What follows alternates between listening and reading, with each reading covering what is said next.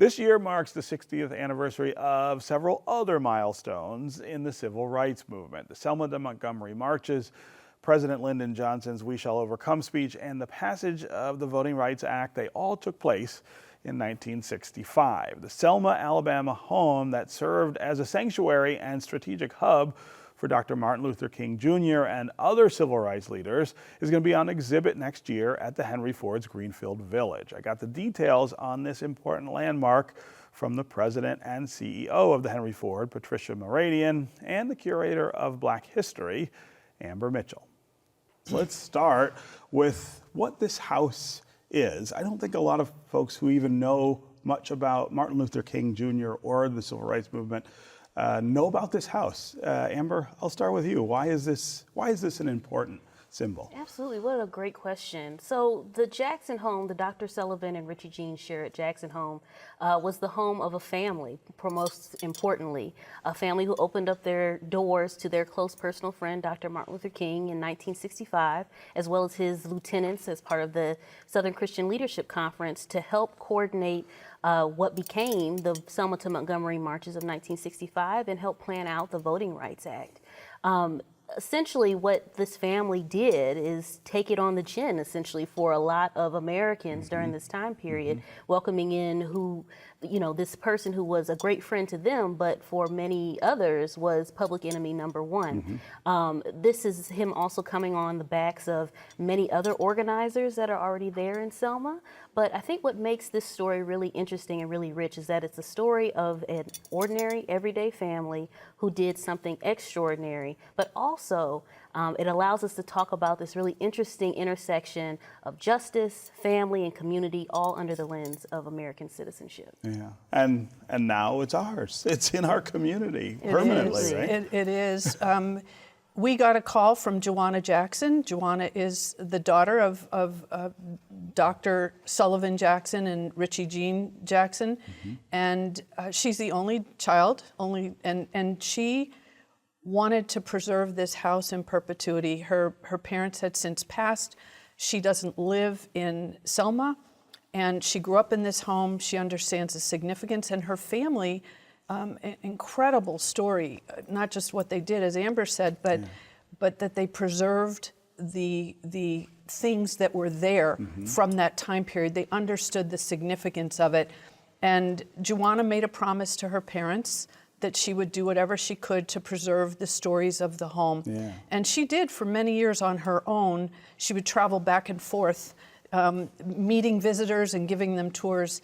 And pretty much out of the blue, we got a call from Joanna in February of 22.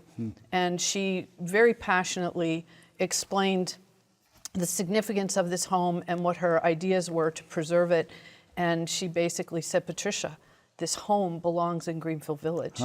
And, we took it from there. Yeah. And we really did a lot of homework and a lot of research. So it didn't actually leave Selma until the end of 23.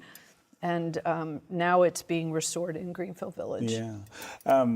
You have other important markers from this time at the museum. I'm not sure everyone knows about that, but of course I've been to the museum and sat on the bus where Rosa Parks also sat in Montgomery. And we're an American history museum. Yeah. We tell the stories of American innovation, and we consider social transformation and American innovation.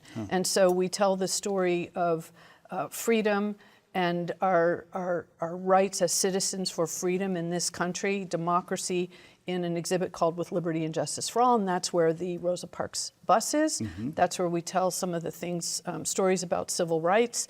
There are tremendous connections to what happened in 1955 with the bus to what happened in 1965 with this home. Yeah. And so I imagine that's what you're hard at work doing, is trying to figure out where this new piece fits in with all these others. Absolutely. I mean, in addition to obviously our huge collection in the Henry Ford Museum, we also have several other sites in Greenfield Village that I think a lot of people kind of don't really get that we have several other things related to African American history.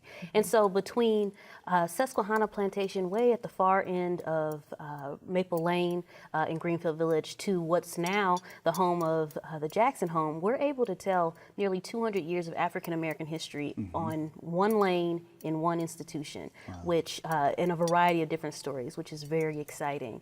I think it's really awesome with the Jackson home in particular that it allows us to tell a much more recent story than I think any other place in Greenfield Village has. Our period of significance is 1965, so this house is going to have a TV in it. This house is going to have electricity.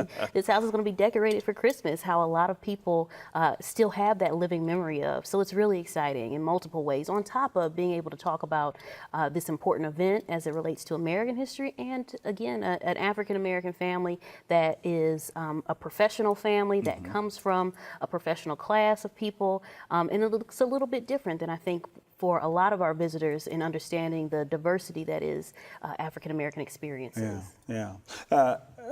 You're talking about the things that have been preserved, that she's the daughter has spent a lot of time making sure they're preserved. What are some of those things?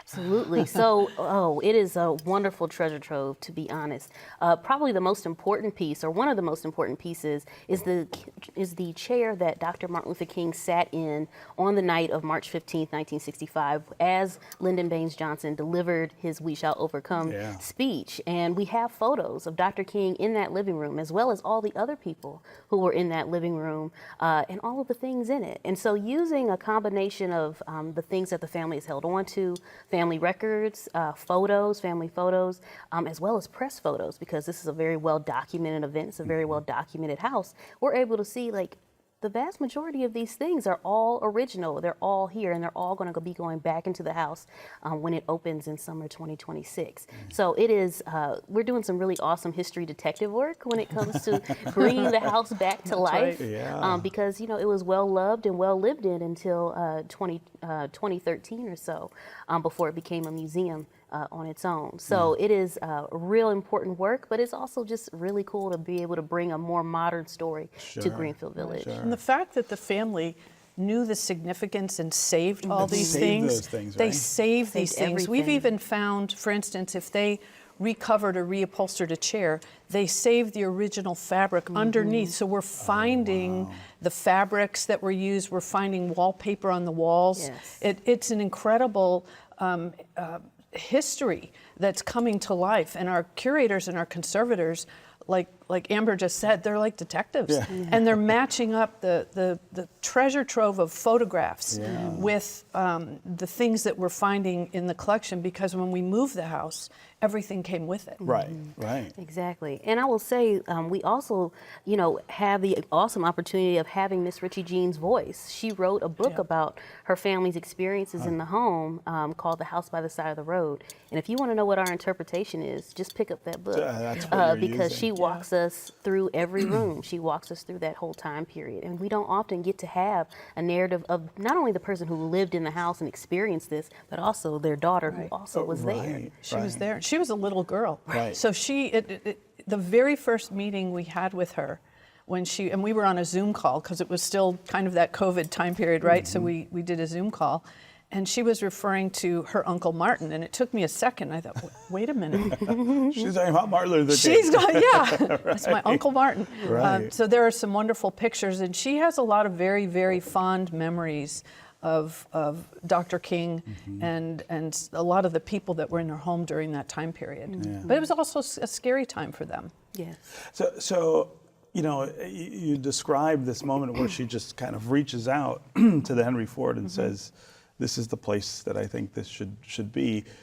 I mean, that's such a testament to the museum's power across the country, not just here in Southeast Michigan. Well, my first question was, how did you find out about us? How did you know about us? And she actually had some friends that were working with her that were in the museum research area and curatorial area, and they were doing a little digging. But there was an interesting story. She was giving a tour to an attorney who works in the civil rights world in Washington, D.C., and he had brought some of his students down. He teaches too, and they toured the house in Selma, And he pulled her aside and he said, "This house belongs in Greenfield Village." So he whispered this to her a few years before she called us. Wow. And it got her thinking. And then her curator colleagues also did some research. She really did her homework. Yeah. She knew what we could do, and she knew that this story needed to be told and it needed to be preserved.